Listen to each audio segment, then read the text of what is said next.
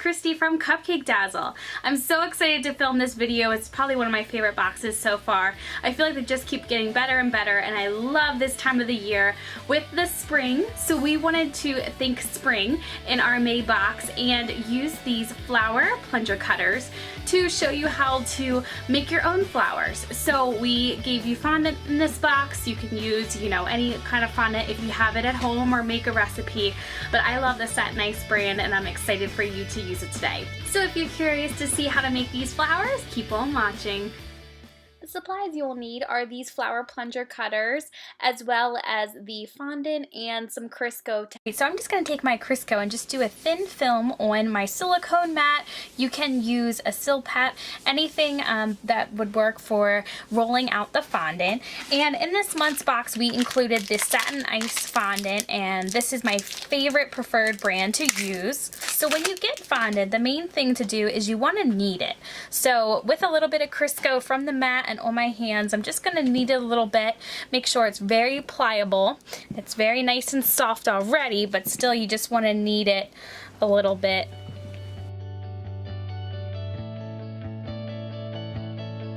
Just push down and knead. All right. Okay, so now that it's all nice and pliable, I'm just going to roll it out with my rolling pin. I put a little bit of Crisco on the rolling pin just so it doesn't stick.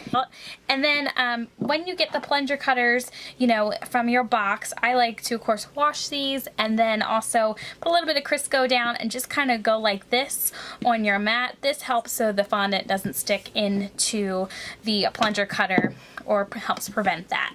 So all we're going to do is just kind of like a cookie cutter, just stamp it. I usually like to try to wiggle around, and then you're just going to push and plunge it out. So there's our little flower. And of course you can see it made the indentation for the center, so we'll go back and do that. But I'm just going to start plunging out some more flowers. There's many uses for these cutters. You can use them for pie dough, gum paste flowers, fondant, great for cookie decorations, cakes, cupcakes, so many different things.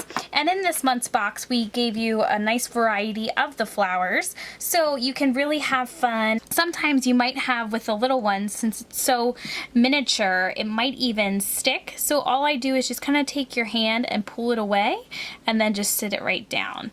So you might have to just kind of help it a little bit to come out of the cutter. This one came right out, which is perfect. And you can even take these and layer on top if you wanted to, just like that. If you notice on this cupcake here, I did two different ones. Alright, so you can see how easy that is. I'm just going to do one more just for fun and do that. How cute would these be around your cake border? Anything just to make a bunch of them. They are so easy and so fun to do. The main thing is once you're done using your fondant, make sure to keep it in an airtight container or a bag with no air, just so it doesn't dry out. But this should be good for a couple months to a year.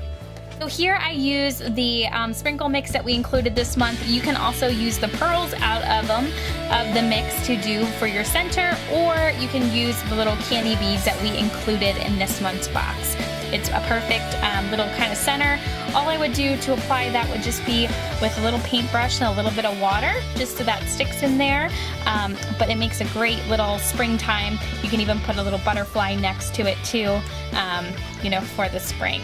But it's so easy to do. Look at all the fun that you can have, and I hope you enjoyed this month's video, and I will see you in my next video.